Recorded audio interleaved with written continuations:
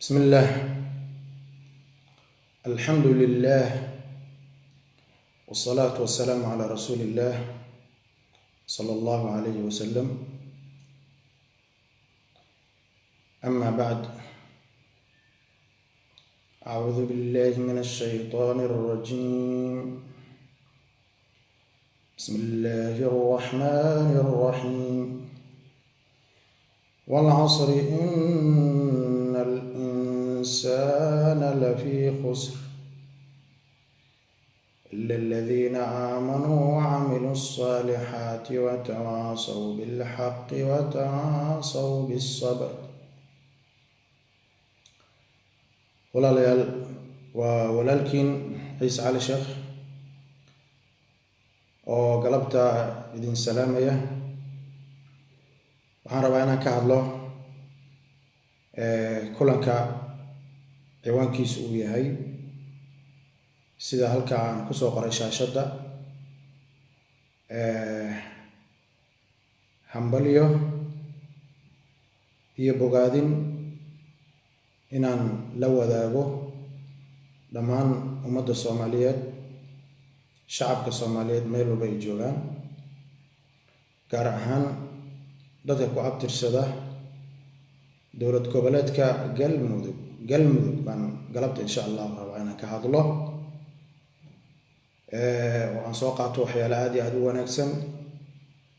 insha Allah tacaala. waayahay, sababta aan uga hadlayo maxay tahay? waa dowlad goboleed curdin ah, isla markaasna muujinaya waxqabad wanaagsan muujinaya. marka haddii aan nahay dadka ku abtirsada dowlad goboleedka galmudug degan waddankan Sweden ama qurbaha guud ahaan, waxaa aad iyo aad noo soo jiidanaya waxqabadka wanaagsan ee dowladda iyo shacabka halkaa degani ay ku dhaqaaqeen maalmihii ugu dambeeyey. marka insha allahu tacaala barnaamijkaas ayaan rabaa inaan ka hadlo, mana ku dheeranayo haddii aan la yiraahdo. marka dhammaan Soomaaliya ama Soomaalida meel walba ay joogaan, waxaan u rajaynayaa wanaag baan u rajaynayaa. maamul goboleedyada kaleeto sidaas oo kaleeto ayaguna inay u shaqay doonaan. wax oo cuqdad ah ama wax dhibaato ah kama qabno ama uma qabno dhammaan ummadda Soomaaliyeed. dad akhyaar, dad indhergarada ayaanu nahay. marka ma jirto wax cuqdad ah iyo wax colaad ah iyo wax qabaliyad ah oon isticmaali doono, ma jirto. waxaan ka hadli doonaa keliya wax guud ahaan ayaan ka hadli doonaa, wax shakhsi ah kama hadli doono. marka intiina fahmi karta waxaan ka codsanayaa maaragta inay sheergareeyaan, intii kalena maaragta yara ay bal aqoonta iyo cilmiga ay ka faa'iidaystaan insha allahu tacaala. sidaas ayaan jeclahay. marka barnaamijkayga waxaan ku bilaabayaa, waxaan salaamayaa horta meeshii laga bilaabay dowlad goboleedka oo ah baarlamaanka, guddoomiyaha baarlamaanka dowlad goboleedka galmudug الدكتور محمد نور قعل iyo ku-xigeenadiisa iyo baarlamaanka. sidoo kale waxaan salaamayaa madaxweynaha dowlad goboleedka galmudug Axmed Cabdi Kaariye Qorqor iyo ku-xigeenadiisa, wasiiradiisa iyo dhammaan shacabka reer galmudug, gaar ahaan dadka degan Dhuusamareeb iyo deegaanada kaleeto Gaalkacyo iyo muxuu Ilaahay Hobyo oo shirarka ay ka socdaan oo la socono. haddii aan dadka qurba joogta ah, Cadaado ma arkaysaa, dhammaan Guriceel dadka halkaa degan, Muqdisho ma arkaysaa, Kismaayo, Puntland, Garowe, Kismaayo, Hargeysa, meel walba aad joogtaan, Ilaahay idin nabad yeelo. waxaa loo baahan yahay waxa waaye wada jir iyo wanaag in laga wada shaqeeyo ayaa loo baahan yahay, oo dadka akhyaarta ah iyo indhergaradka culimada diinka arrintaas ay ka shaqeeyaan. sidaas ayaan ma arkaysaa horta barnaamijkay ku bilaabanayaa. marka waxaa kaloo aan doonayaa inaan ka hadlo mashruuc walba ama wax walba oo la qabanayo, waxaa jira wax lagu qiimeeyo ama lagu qadariyo ama meel ay wax lagu qadariyo ayaa jira. marka aniga oo kamid ah culimada daraasaysa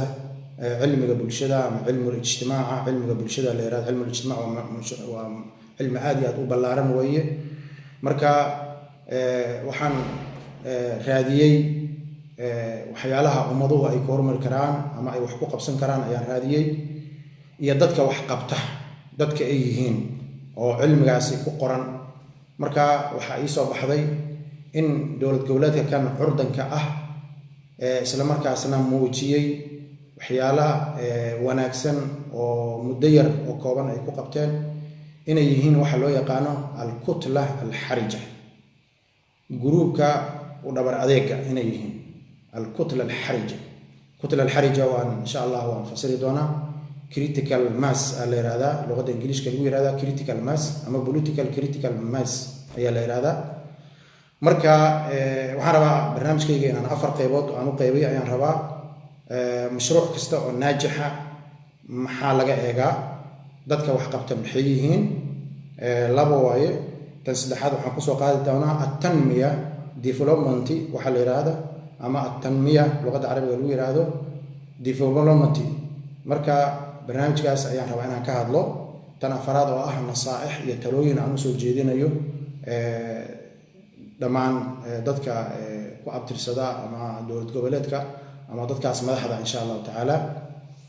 waxaan rabaa marka insha Allah inaan ka hadlo mashruuc kasta naajixa saddex shay ayaa marka kood uu ka bilaabanaya triangle hadii aan isticmaalno mashruuc wuxuu ka bilaabanayaa mashruuc kasta mashruuc waxa la yiraahdaa adiga hadii shirkad aad sameynaysid ama dawlad aad dhisaysid ama maamul aad dhisaysid marka koowaad waxa la yiraahdaa saddex shay baa la isticmaalaa oo ah min ayna nahnu al-yawm maanta halkeen taaganahay oo lagu diraasaynayo waaqica halka taagan waaqica la diraasaynayo tan labaad waxa waaye aragtida iyo ar-ru'ya visionka waxa la yiraahdo ru'ya waxa la yiraahdo tan saddexaad waxa waaye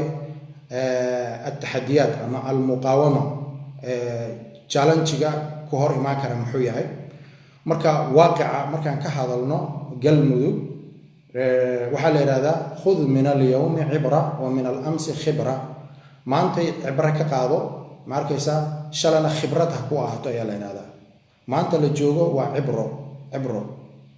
inna fi dhalika la'ibratan li uli al-absar khibradana waxa waaye shalay wixii la soo dhaafay marka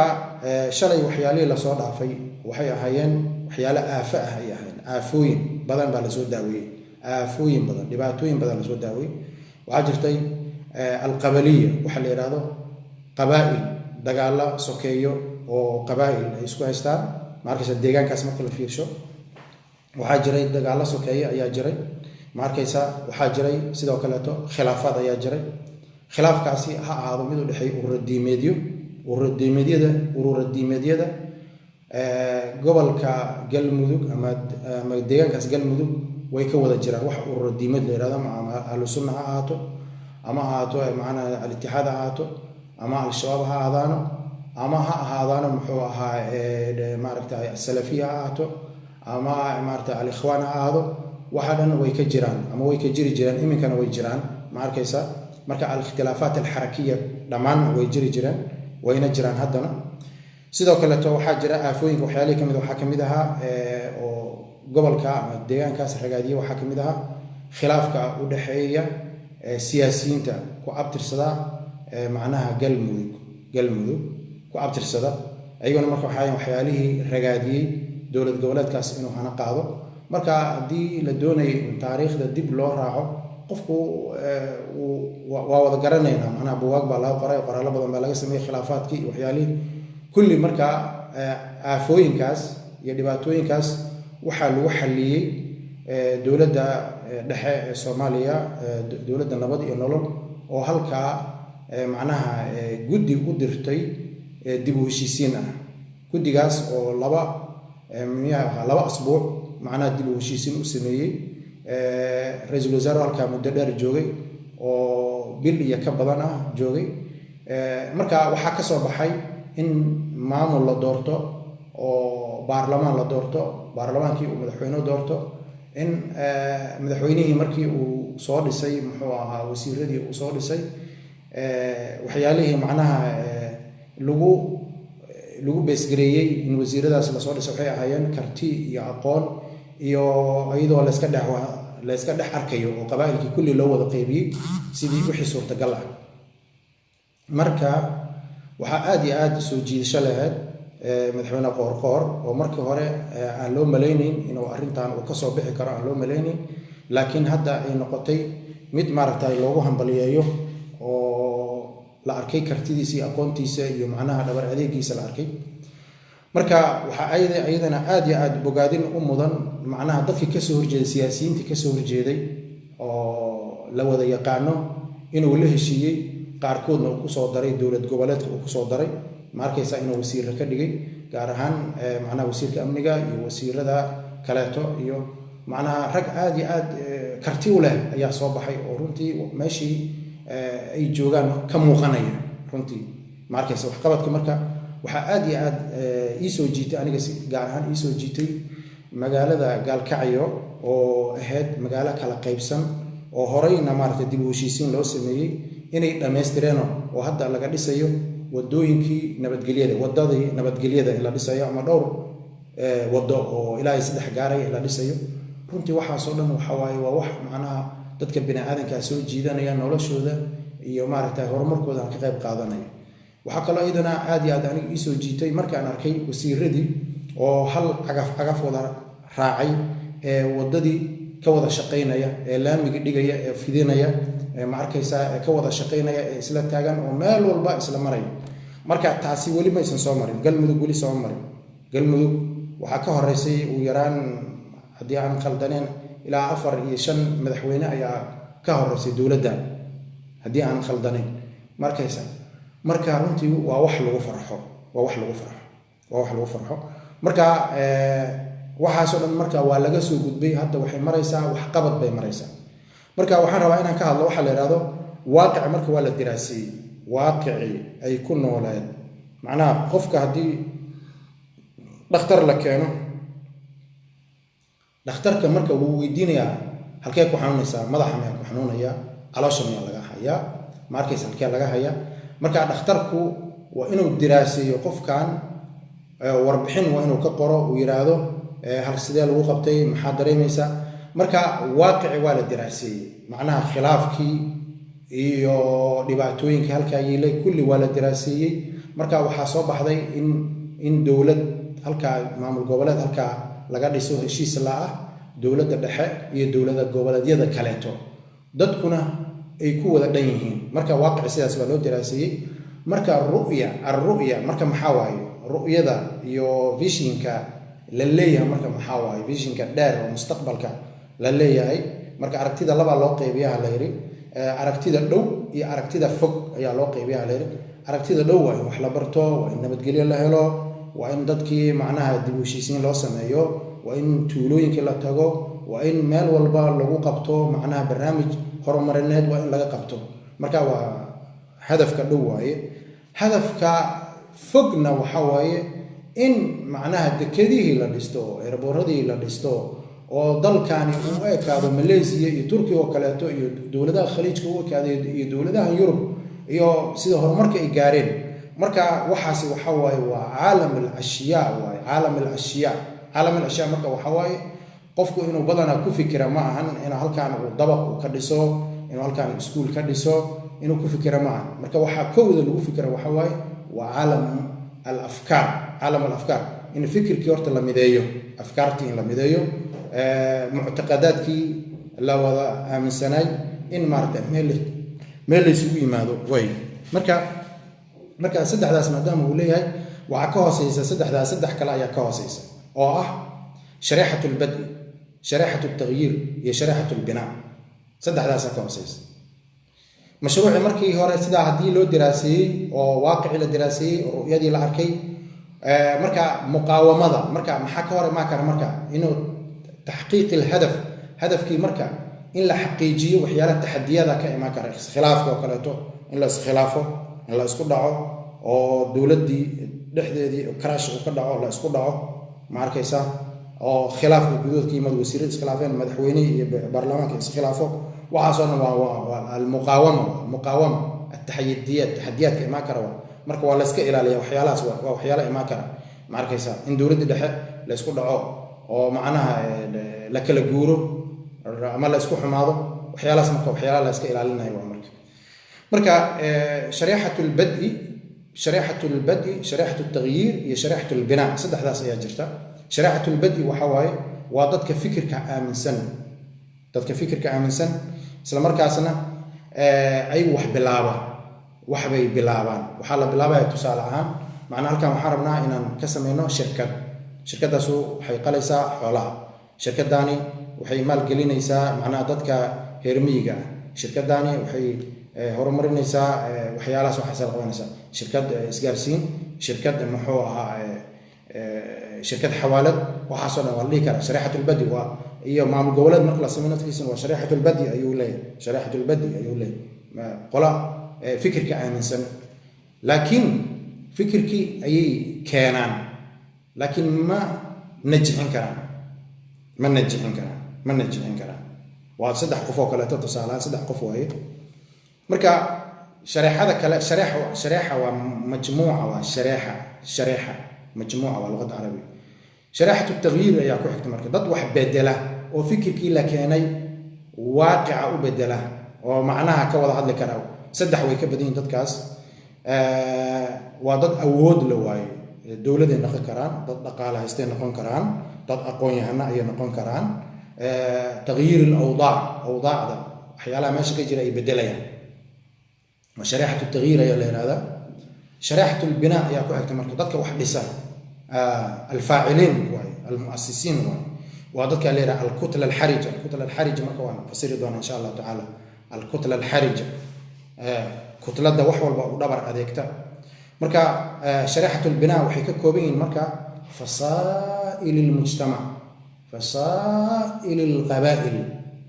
وقبائل كصوماليات أما قبائل كما شادقن كويتون كا أو ديغان هذا لغا سو ودا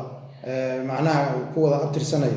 أو علماء الدين كودا لي أو سياسيين كودا لي أو دنيرة لي أو هوين كودا لي أيها كل جود وحسمينا يعني حراك بيسمينا يعني دقائق كل جود سمينا يعني مركز هو تغيير يعني برنامج هو تغيير يعني مركز شريحة البناء مركز وحل إرادة هل حزب ما معارض يمحافظ لبضة ويسوي جرا شريحة البناء مركز الإرادة هل حزب حركة واحدة ما لغة العربية كفهمها يا فهمك أنا حركة وأرر هل أرر مركز كل جود مع أخوان المسلمين معها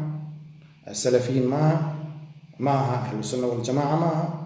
التبليغ معها مركز وحلا قبنا مركز حزب اللي يرادنا معها نبض النور الكلية معها مركز نبض النور الكلية معها مركز حزب اللي يرادو حزبية دي كلا تمحوها كم ذوبي حسن شريف حزبية ذو كلية معها حزب كلا معها ومحلي معها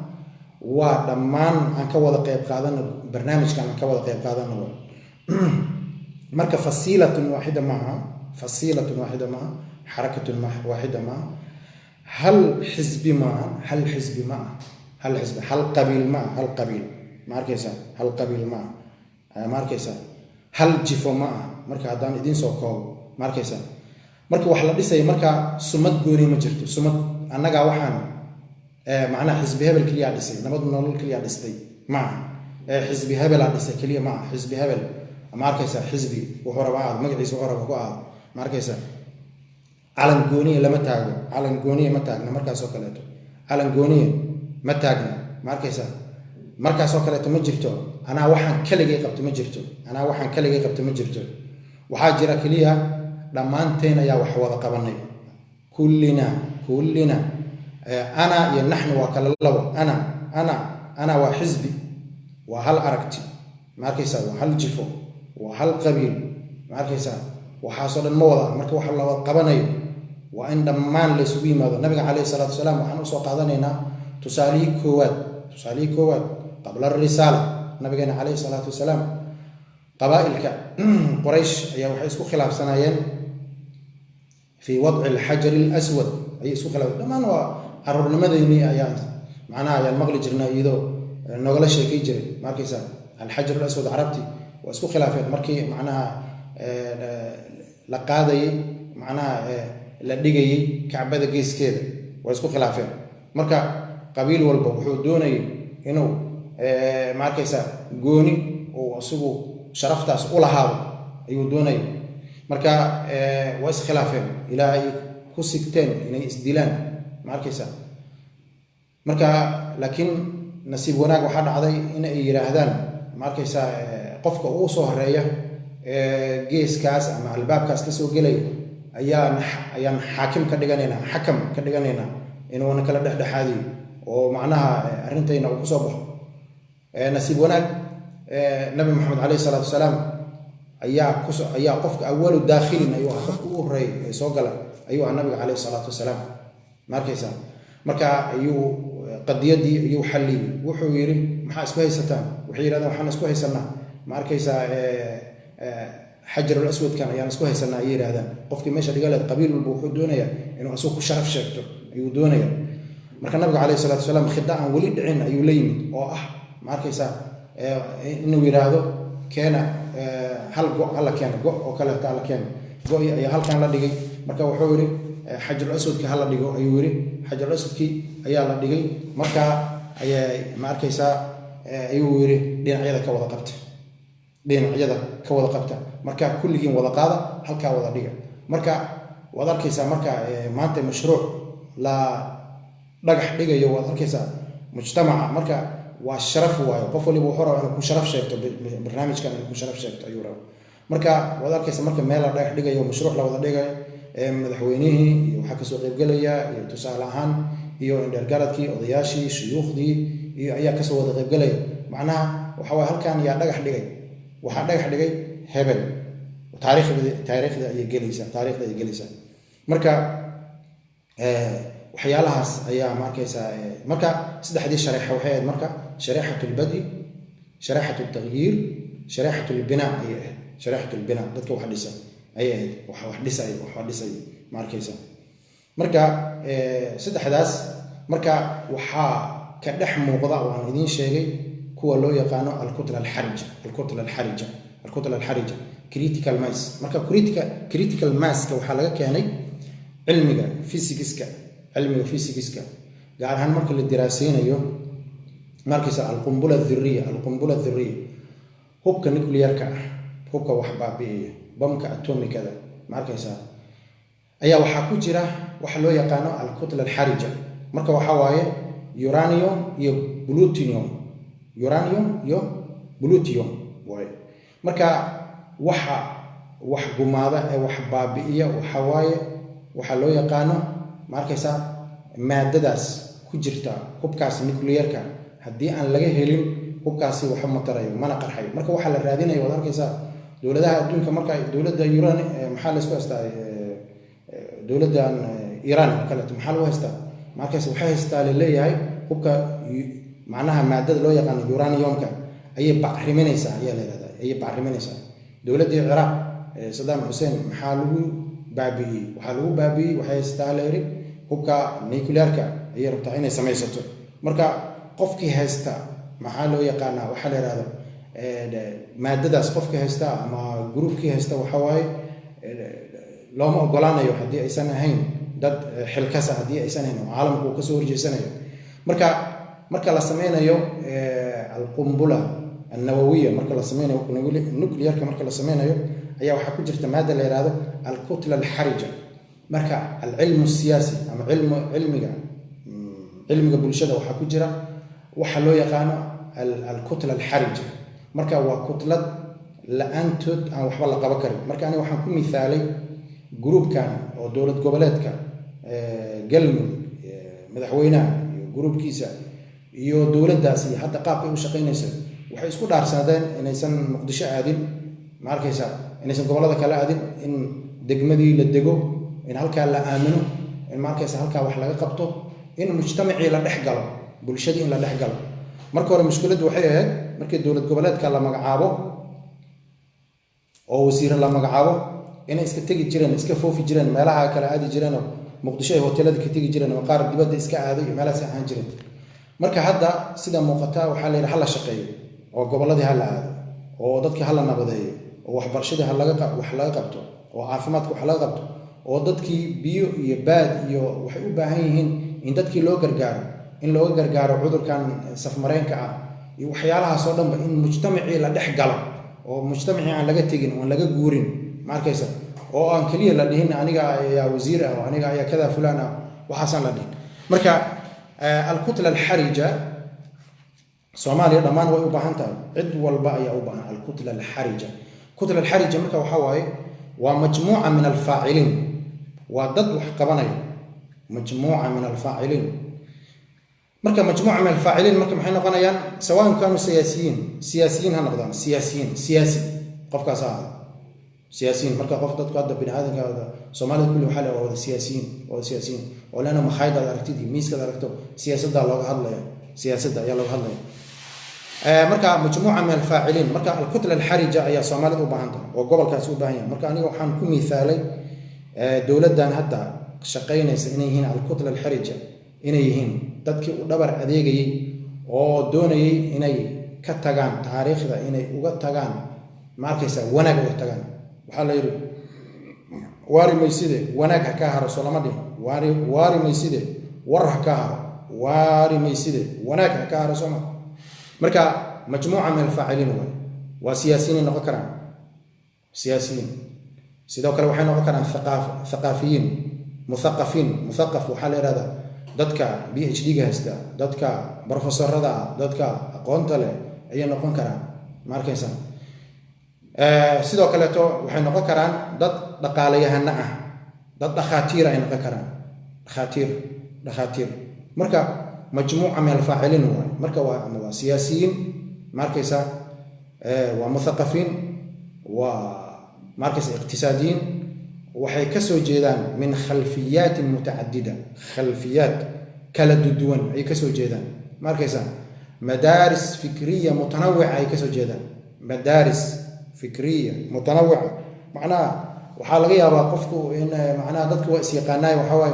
markay meel la yimaado waxa la yiraahdaa ama qof madaxweyne markii la dooranayo ama wasiir ama qof maanta xil loo dooranayo waxa la yiraahdaa yuu yahay qabiilkiisu waa qolada ururkiisa yuu ka soo jeeda xisbigiisa yuu ka soo jeeda marka waxa way dadkani waxa way oo la yiraahdo al-kutla al-harija la yiraahdo waxay isku waafaqeen hadaf goal inay dhaliyaan oo istiraatiiji ah hadaf istiraatiiji ah inay dhaliyaan oo ah al-intiqaalu min al-mujtama' bulshada in laga raro markaysa min marhalatin ila marhalatin ukhra marhalad in laga raro ila marhalad kale in la gaarsiiyo markaysa waxay hayaan zimaamul mubadara markaysa wax kasta iga curinaya waxba curinaya waxaan arkeenaa macna goboladaas dhexe oo kale to iyo macna dhalinyaro ama Muqdisho kuwa joogan arkaya macna kuwa sameynaya macna gawaari sameynaya gaari mid baa diyaarad sameeyay mid baa wuxuu sameeyay qalabka lagu neefsado ayuu sameeyay markaysa qalabka lagu neefsado maadaama lagu jiro waxa loo yaqaan muxuu ahaa balkan COVID-19 loo yaqaan macna cudurkan macna safmareenka oo ilaa hadda maarka umada ila wareersanta marka Soomaalidu wax walba isku dayaya marka waxa jira dad sameynaya zimaamul mubadara al-mubadara ayaga ayaa wixii macnaha curinaya waxa bay curinayaan wanaaga bay curiyaan khayrka bay curiyaan markaysa nabi wuxuu alayhi salatu wasalam man lam yahtam bi umur al-muslimina falaysa minhum qofki aan ihtimaam aan siin oo aan ka murgin muslimiinta macnaha qofku wuxuu u soo jeedaaba inuu mujtamacan wuxuun wanaag u sameeyo inuu dhibo ma doonayo marka ra'su at-taghyir isbedelka ayay madax u yihiin al-kutla al-harija ya rabana ka markaysa dadka la socdo ra'su at-taghyir waa qaada waa dad wax hogaamiyo waxay shukaanta ay hayaan gaariga ayay u hayaan steering ayay hayaan markaysa marka waxa lagu yaqaano kale to waxa ay meel iska dhigaan khilaaf oo dhan bay meel iska dhigaan mujaawazat al-khilafat khilaaf oo dhan meel bay iska dhigaan khilaaf macnaha waxaad moodaaba qalbigoodu inuu yahay qalbi shimbireed oo kale qalbi qulubta shimbiraha waa qalbi shimbiruhu markay duulayaan markaysa waad arkaysa waa kuwa isdaba taagan waa kuwa isla soconaya macnaha khilaaf dhexdooda kama jiro marka quluubuhum ka qalbin waaxidin waay ama quluubuhum ka qalbi tayr shimbirka oo kaleeto waay marka waxay khilaafka u soo gabagabeeyeen macnaha fi taxqiiq markaysa alhadaf almanshuud hadafkii la raadinayay oo ah dadkan in horumar la gaarsiiyo in horo loo kiciyo in dhibaatada ay ku jiraan laga saaro ayay macnaha u gaareen marka waana muuqataa dowlad goboleedka galmudug inay sidaa yihiin wasiiradooda iyo madaxdooda inay yihiin dad aqoon-yahano ah dhalinyaro ah odayaal ah markaysa haween ah markaysa inay halkaas u culamaa diin ah markaysa halkaa isugu tageen inay doonayaan inay mujtamacii wax u qabtaan walaaleeyaan inay talaalayaan geedkii nabadda meeshii tagaanba geed nabadeed bay ka talaalayaan markaysa geed nabada ayay biyo ku wada shubayaan geed nabada ayay biyo ku wada shubayaan meel walba tagaan degmo kulba ay tagaan marka mujtamacani muddo kooban markaysa kor buu usoo kacaya kor ayuu usoo kacaya marka su-aasha kale waxay noqonaysaa sidee baa loo qiyaasi karaa kayfa yuqaasu najaahum inay guulaysteen sidee baa lagu qiyaasi karaa wax walba wax lagu qiyaaso ayay leeyihin markaysa kuleelka wax baa lagu qiyaasaa qabowga wax baa lagu qiyaasaa markaysa qofka cudurkiisa iyo caafimaadkiisa wax baa lagu qiyaasaa marka sidee lagu qiyaasi karaa marka inay najaaxeen waxay najaaxayaan markii ay awood u yeeshaan inay dhisaan macnaha waxaa loo yaqaana tawaafuqaat wadaniyiin macnaha tawaafuqaat wadaniya marka inay isku waafaqaan oo meel ay iskula shubaan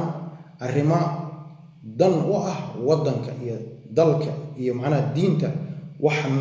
wanaag u ah inay isku waafaqaan markaysa fi laxdatin taariikhiyatin faariqa xaalad kala guura ayuu jooga fi laxdatin taariikhiyatin markaysa faariqa wa xaalad kala guur baa leedahay kala guur dowladii hore dowladda dambe markaysa wa laxdatin taariikhiya ayaa leedahay oo ah naxwa al-intiqaal al-kabiir min xaalatin ila xaalatin ukhra ayagoo dadka oo macnaha gaarsiinaya xaalad ka wadaya ilaa xaalad kale dadku waxay ku sugnaayeen tusaale ahaan ya'si quus baa lagu sugnaa marka quustaasi waxay u bedelayaan amal rajo ayay u bedelayaan markaysa dacfigii iyo tabardaradii ayay waxay u bedelayaan dad daciif ay ahaayeen oo kala qoqoban oo macnaha waad arkaysaa xagga waxaa 10 tiknika qola ku haysata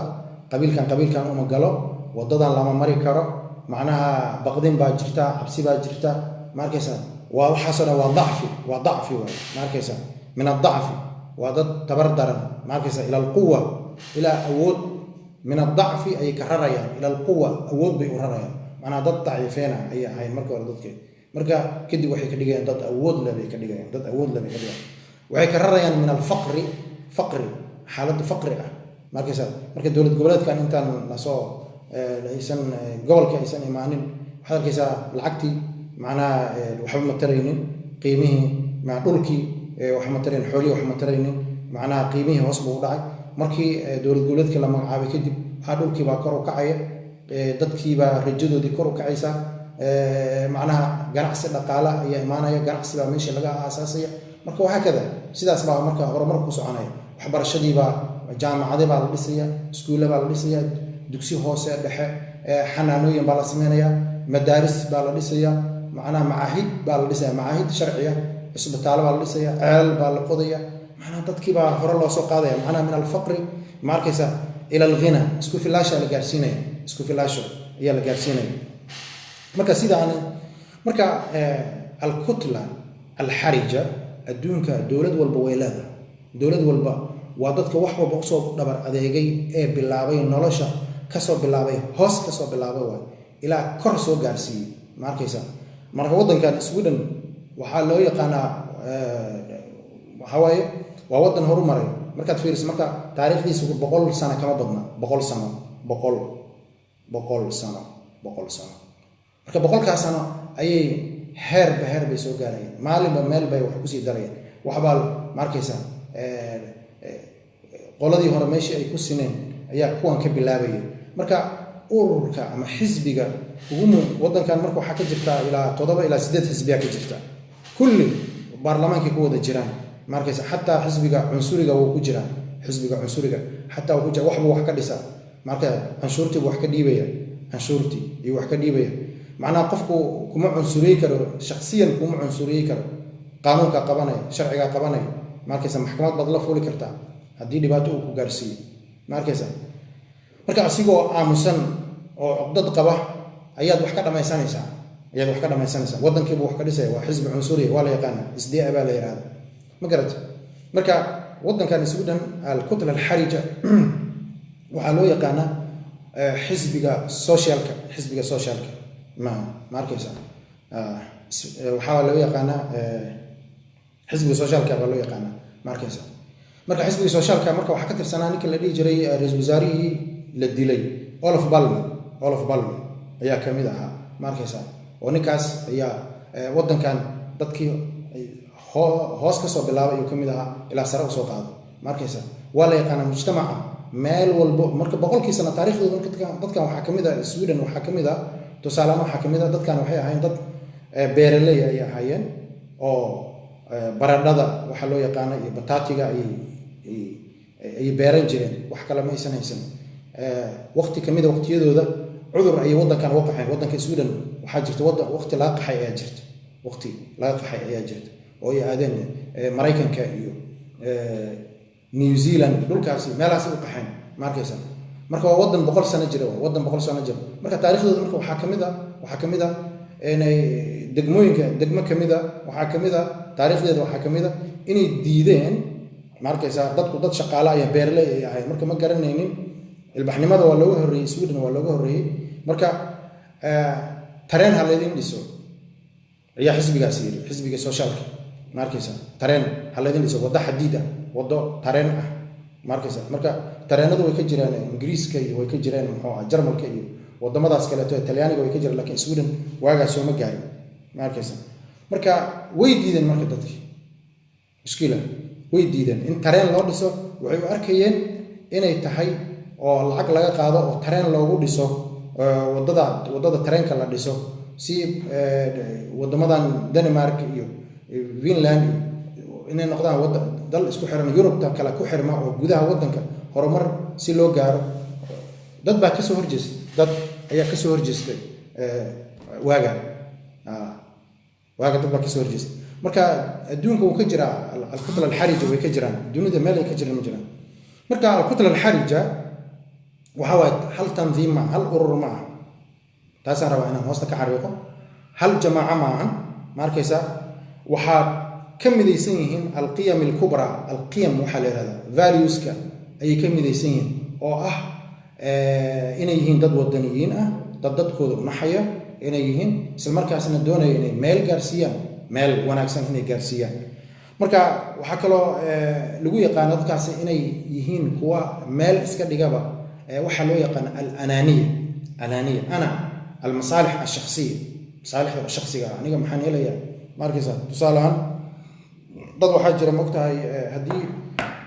ama qabiil ama marka urur ana qof marka xil loo magacaabo dad baa gunuunac sameeyay oo yiraahdo aniga iyo beeshayna markaysa wasaaraddaasi nooma qalanto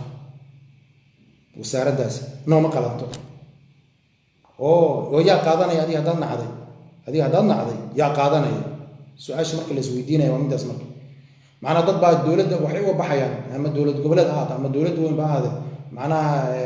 marka qofkaas waa qof maslaxadiisa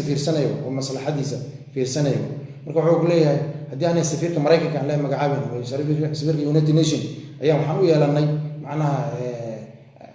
ayaan u leenahay xaq u leenahay inaan helno beeshayna tusaale ahaan mushkilad way marka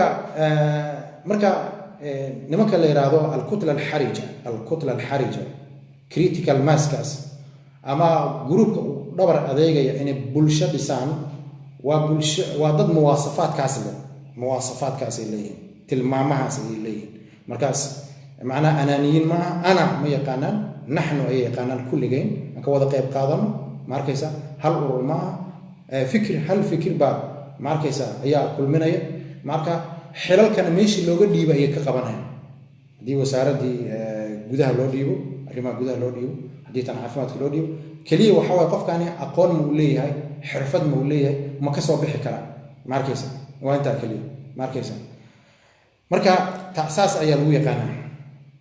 marka alkutla alxarija siirada nabiga calayhi salaatu wasalaam ku jirta dadka siirada diraasay haa way ku jirta alkutla alxarija dadka u dhabar adeega wax walba ma arkaysa nabigana calayhi salaatu wasalaam marka dacwada uu fidiyey sala allahu calayhi wasalam kow yaa ku ta'auray oo qaatay waxaa qaatay ma arkaysa kow khadiija radia allahu canha wa ardaaha ma arkaysa cali bn abi aalib cuthmaan ibn cafaan iyagoo soo kala horreeyey cumar ibn alkhadaab abubakr ibn sidiiq macnaa wayna soo kala horreeyeen saad ogtiin siirada lagu yaqaano kuwa ayaa nabigu markuu ma arkaysaa geeriyooday kadib sala allahu calayh wasalam ayay kor u qaadeen ummaddii bay kor u qaadeen inta ay xilalka ay ahaayeen abubakar baa ugu horreeyey waan garanaynaa halkii uu geeyey uu gaarsiiyey ma arkaysa diinta islaamka markuu gaarsiiyey waan garanaynaa taariikhdiisa markii la daraasiyey kitaaba gooni looga qoray cumar ibn khadaab baa ku xigay ma arkaysa waxaa ku xigay ma arkaysa cuthmaan ibn cafaan cali ibn abi aalib waa la garanaya iyo taariikhdii dheereed macnaha hadda ma doonaya inaan ka wada sheekeeyo ma doonayo ma arkaysa marka dadkaas baa lagu magacaabaa la yidhi alkutla alxarija cilmu lijtimaac cilmiga bulshada marka la daraasaynayo waa dadkii meel walba marka la tago waad arkaysaa dadkaas marka khudbad kasta iyo meel walba waa looga ducaynaya meel walba waa looga ducaynaya wataa markayno oo ma arkaysa radia allahu canhum waraduu lillahi ما ركزا ربنا اغفر لنا ولإخواننا الذين سبقونا بالإيمان ولا تجعل في قلوبنا غلا للذين آمنوا ربنا إنك وضدك أمضى وحقبته وضدك أمضى وحقبته مركزا marka ugu dambeystii waxay dadkaasi marka ay sameynayaan oo markaan waan soo gabagabeynaa insha Allah taala waxa loo yaqaan at-tanmiya ay sameynayaan marka al-kutla al-harija daa'iman waxay ku fikirayaan in dadka u sameeyaan at-tanmiya horumarinta bulshadaasi marka waxa la yaab leh markaysa in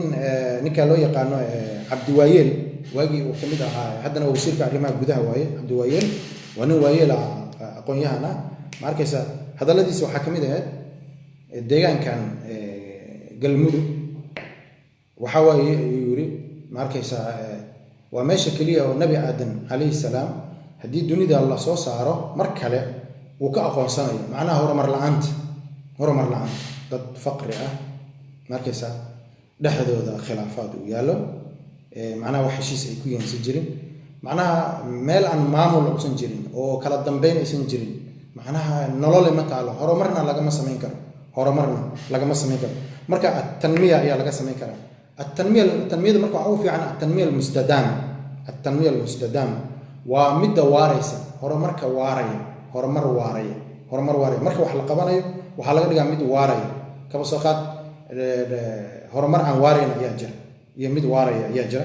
marka sidoo kale at-tanmiya al-mustadama wax kale laga ma wado waxa waaye waa irtiqaa'u al-mujtama' wal-intiqal bihi min al-wad' al-thabit ila mustawa afdal markaysa xaaladda ay ku sugan yihiin in laga bedelo ila heer kale la gaarsiiyo لتحقيق الرفاهية وحل إرادة الرفاهية إني قران رفاهية والنلل قيمة له مركز ضدك إني كرنتها لا إني بيها لا إني وحبرشها لا إني عافماتها لا إني أمنها لا أنت حكمتها التنمية المستدامة واحد دوني ده لقى هذين أيوة وحل هذين أيوة أنت سوي مركز وحكى له بهني وحل على الاستقرار حسلوني استقرار وحاول وحسلوني وقفك gurigiisa inuu inta seexdo asigoo aan baqaynin inna aan ka baqaynin aan walwal qabin istiqraar baa la yiraahdaa marka horumarka iyo macnaha tanmiyaduna waxay u kala qaybsamaysaa waa qaar waa dhaqaale waaye qaar waa beero markaysa dhaqaale waxaan ula jeedaa wala yaqaan shirkadaha dhaqaalaha sameeyo oo macnaha waa ganacsato waxay macnaha tabaadul tijaari macnaha ganacsi isbedel xagga ganacsiga weeye markaas wax soo iibi iyo adigana markaas inaad wax dhoofsatid iyo wax soo iibsid weeye dhaqaalaha weeye taas midna waxa waaye waa xagga beeraha waaye midna xagga arrimaha bulshada waaye arrimaha bulshada odayaashii qabaa'ilkii markay macnaha wada sheekaysanayaan ayagoon wax waqtada isu qabin markaas waxa waaye waa tanmiya ijtimaaciya waaye midna waa thaqaafi waaye ثقافته وحواي كبلابانيسا معناها waxay ka bilaabanaysaa dugsi hoose dhexe ilaa iyo xanaanadii ka soo bilaabanaysaa dugsi hoose dhexe sare ilaa jaamacadna in gobolkaasi uu yeesho dhowr jaamacadood kala duwan oo lagu sameeyo macnaha takhasusad kala duwan markaysa التنميه الامنيه marka waxa waaye waa ciidanka booliska iyo militariga waaye ciidanka booliska iyo militariga waaye marka waxa halka marka ka soo baxaya markaysa waxa loo yaqaan al-insaan madaniyun bitabcihi insaanku marka waa madani waa dad macnaha xataa kuwa tuulada ku nool xataa waa madaniyin laana madaniyin bitabcihi waxa loo jeedaa qofku kaligiis ma samaysan karo noloshiisa ma samaysan karo ceel hadaad u baahan tahay ceel kale aad u noqon kartid markaysa waxaad u baahan tahay cid kuu qada u baahan waxbarashadii uu kaliya kama shaqeyn kartid markaysa iskuul kaliya kama shaqeyn kartid markaysa ma samayn kartid wadada aad kaliya ma dhisi kartid marka mujtamac diintan ku soo marka cilmiga ijtimaac markii la diraasaynayo oo quraanka oo ka sheekay meel badan loo sheegay insaan madaniyin bitabci marka waxa ugu dambeeyay waxa imaanaya nolol la wada leeyahay al-aish al-mushtarak markaysa nolol la wada qaybsanayo macnaha waxa meesha ka baxaya khilaafaadkii isriixriixi is-aaminaad daradii waxa soo dhan meesha marka way ka baxayaan marka waxa soo dhan waxay ku imaanayaan la yiri wafqa استراتيجية منظمة استراتيجية markaysa nidaam leh oo la nidaamiyay marka dawlad goboleed marka uu sameysmayo kow marka aan tilmaamayo waxa loo yaqaan shariixatu al-binaa ama shariixatu al-bad'i iyo shariixatu at-taghyir iyo shariixatu al-binaa shariixatu al-binaa ayaa waxay leeyihiin waa dadka sameynaya dastuur bay sameynayaan dastuur marka dawlad goboleed haduu dastuur uu leeyahay macnaha qodobada uu ka kooban yahay oo section kasta iyo qayb walba uu leeyahay halka bay ku cadiyeen marka dadkaas baa wax dhisay dadkaas ayaa dadkii horumarinay marka kulligeen marka ama kulligood dadkaasi waxa wada eeganayaan oo wada fiirinayaan dastuurkii ay wada qorteen oo waxa soo dhan kala nidaaminayo oo hadafkaas istiraatiijiga nidaaminayo marka taas ayaa macnaha waxay noqonaysaa wax qabadkii al-kutla al-harij insha Allah ta'ala marka waxaas waxay ahaayeen wax guud ay ahaayeen oo ka hadlayay ay ahaayeen marka dhamaanna waan u rajeynayaa dhamaan maamul goboleedyada inay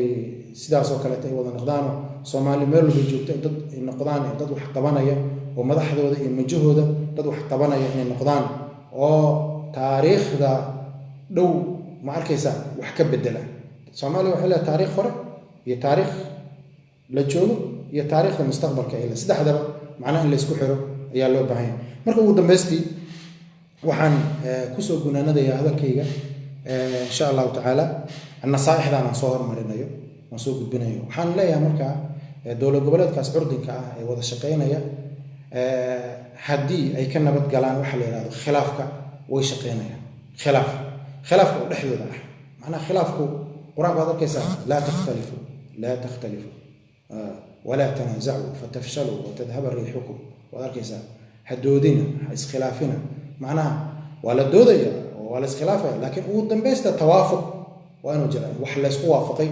oo laga midaysan yahay oo lagu wada dhaqaaqay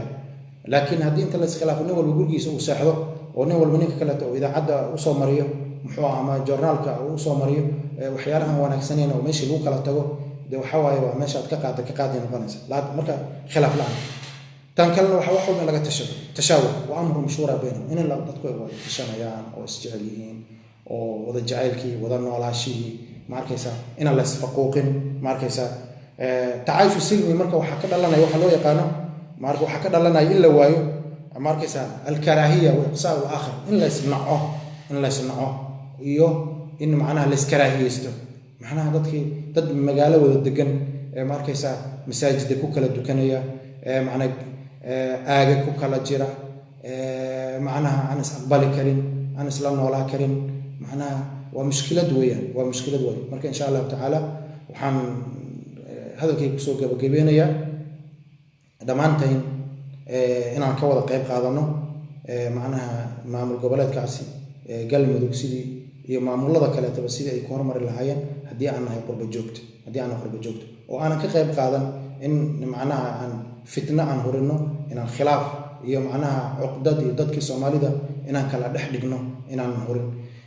waxaan kaloo hadalkayga ugu dambeystii kusoo gabagabeynaya insha Allah taala waxaan jecelnahay haddii aan nahay dadka ku abtirsanaya macnaha maamul goboleedkaas Galmudug